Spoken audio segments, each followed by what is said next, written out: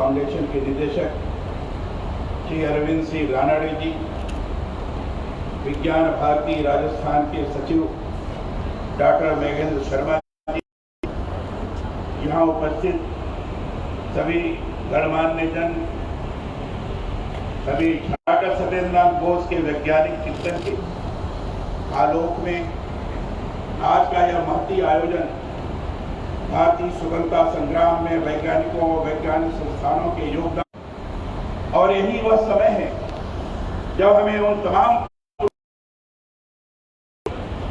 जिन्होंने अपने ज्ञान विज्ञान के बल पर देश को स्वाधीनता का गौरव ही नहीं दिलाया, बल्कि बहुत से स्तरों पर भारतीय दृष्टि को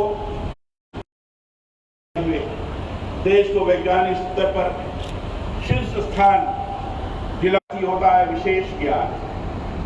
भारतीय संसद में आरंभ से ही वैज्ञानिक ज्ञान, अभी स्वामी जी ने ऋग्वेद का सोच रही है तो इसको आपने प्रस्तुत किया, बताने का प्रयास किया। हमारे पौराणिक वेद पुराणों को पढ़ेंगे तो पाएंगे ज्ञान से विज्ञान को समझते हुए कार्य किया। विज्ञान से भरी पूरी ऋषियों की हमारी परंपरा ऐसी प्राचीन भारतीय वैज्ञानिक संस्कृति के आधार पर ही आधुनिक काल में प्रायः वैज्ञानिक क्षेत्र की उपेक्षा कर देती, जबकि भारतीय वैज्ञानिकों, विज्ञान संचारकों और विज्ञान शिक्षकों ने स्वाधीनता वैज्ञानिकों की स्वतंत्रता संग्राम के अंतर्गत क्या भूमिका रही है इसको दर्शाने का प्रयास किया है, और साथ ही साथ ये भी दिखाने का प्रयास वैज्ञानिक ने, हमारे यहाँ के वैज्ञानिक अकूत प्राकृतिक और दूसरी संपदा है उसे ब्रिटेन ले जा रहा है। भारत के कच्चे माल को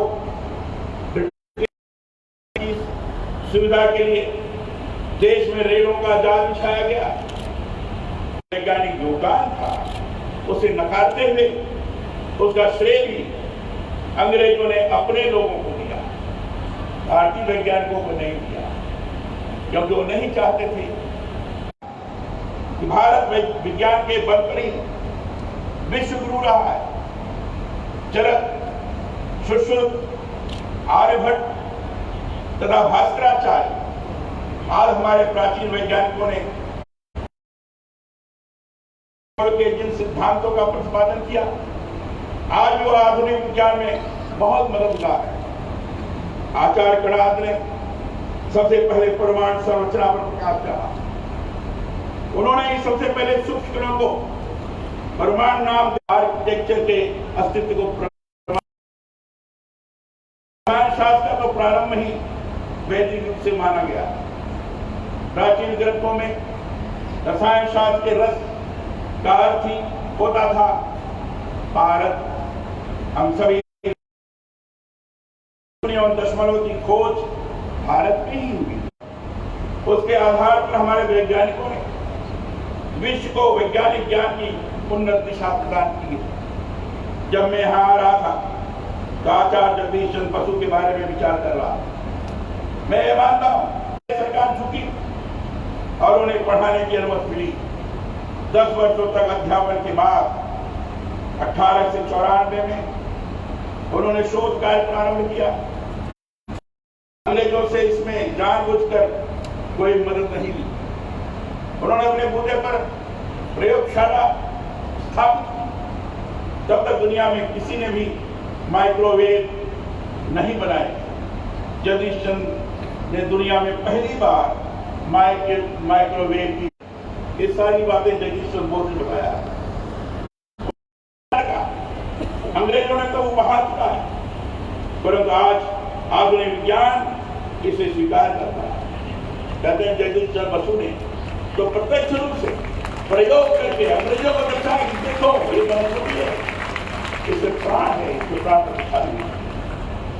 ऐसा साझा मंच था जिसके तहत भारत वैज्ञानिकों द्वारा देश के लिए वैज्ञानिक शोध एवं अनुसंधान का महत्वपूर्ण कार्य किया गया। भारतीय रसायन विज्ञान के जनक आचार्य प्रफुल्ल चंद्र रे ने 1902 और 1908 में हिंदू रसायन विज्ञान के इतिहास के 2 महत्वपूर्ण खंड लिखे। उनका यह मानना था कि आत्मनिर्भर हुए बिना आप सम्मान और देश को आजादी नहीं मिल सकती। प्रफुल्ल चंद्र रे ने 1901 में विचार भी व्यक्त किया कि देश में आधुनिक उद्योगों के निर्माण के लिए विज्ञान की मदद की जरूरत है। इसलिए 1892 में 700 रुपए की छोटी पूंजी के साथ उन्होंने पहले स्वदेशी उद्योग बंगाल केमिकल वर्क्स की स्थापना की। वह आजादी आंदोलन के क्रांतिकारियों को अपने कारखानों में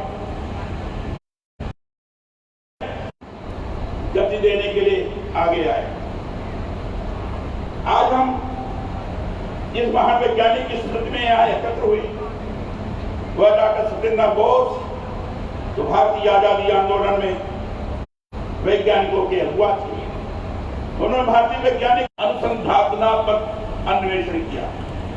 प्रोफेसर बोस की ये बड़ी विशेषता ये भी रही है कि इन्होंने विज्ञान से संबंधित नियमों और मौलिक स्थापनाओं को अपनी मातृभाषा बंगला में लिखने का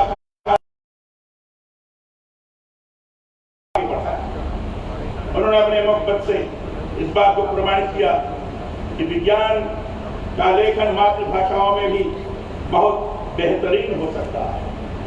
यह भारत के इस महान वैज्ञानिक को नोबेल संबंधित अध्ययन किया। ये जानकर आश्चर्य भी हुआ जो अपने समय से आगे की सोच रखते दूरदृष्टि। सत्येंद्र बोस ने गणित और भौतिकी के जो सिद्धांत प्रतिपादित किए, बोस के वैज्ञानिक विचार को अपनाते हुए ही अपने वैज्ञानिक कार्य को आगे बढ़ाया। इसे आज भी बोस साइंस नाम से जाना जाता है। ब्रह्मांड में उपस्थित सभी कणों में से आधे कण सत्येंद्र बोस द्वारा प्रतिपादित सिद्धांतों का ही अनुसरण करते हैं। इन्हें आज भी बोसान कण के रूप में जाना जाता है।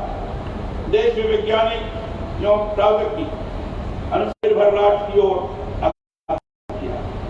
यह युग विज्ञान का युग है। सूचना और संचार प्रौद्योगिकी ने विज्ञान